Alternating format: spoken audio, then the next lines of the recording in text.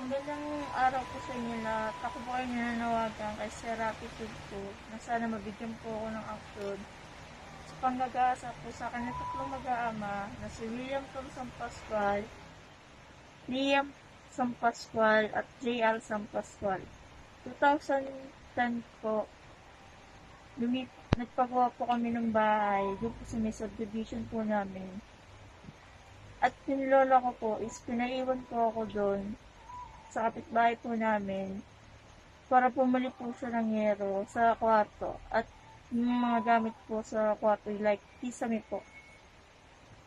Ang pinaiwan niya po ako doon sa kapitbahay po namin na si Kuya Tom at sinabi po ni Lola, dito daw po muna ako.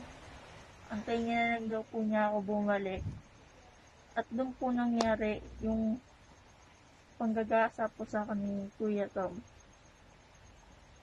Binigyan niya po ako ng lollipop noon at tinali niya po yung dalawang kamay ko at yung isa ko pong paa. Bali, isa pong kasama ko is nakatakas po palabas. Tapos ako na lang po yung naiwan. At doon na po nagsimula ng lahat. Kada Monday po ng month, may nangyayari po sa akin. Opo, alam ko pong mali ako na hindi po ako nagsumbong agad. Tinakat po ako ni Kuya Tom na kapag nagsumbong daw po ako, isusunod niya daw po yung mga pamangkin ko at yung pamilya ko. Papatayin niya daw po yun. Kaya mas pinili ko na pong manahimik para po sa kaligtasan po ng pamilya ko. At yun po, habang lumalaki po ako, patuloy pa din po yung panggagano nila. Hindi ko po ginusto yun na mangyari po sa akin yun. Opo, alam ko pong mali ako dun kasi hindi ko po talaga alam na kung ano yung gagawin ko na natatakot po ako na magsumbong kasi baka po patayin yung mga magulang ko at isunod po yung pamangkin kong babae.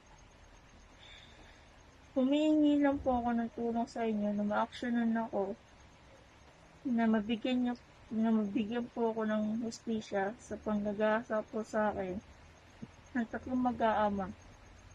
At yung habang lumalaki po ako, binabayaran na po ako ni Kuya Tom ng 150 pesos. Pero hindi ko po tinatanggap yun. Hanggang sa lumaki po ako ng grade 7, grade 6 po. Yung anak niya naman po na sila Liam at J.R. Sampascual, ganyan din po ginagawa sa akin.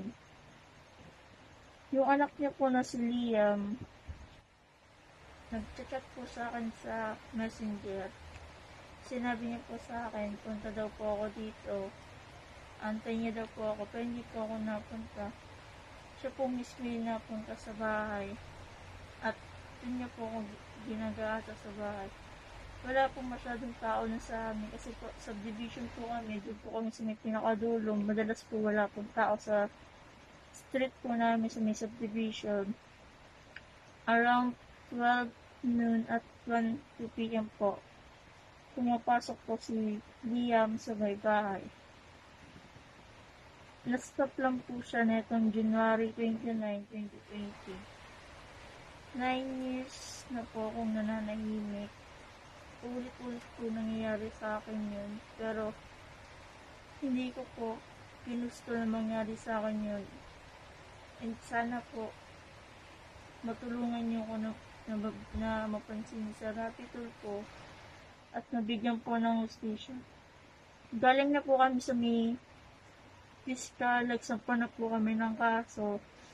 Pero, wala pa din po nangyayari. Wala din po akong abogado.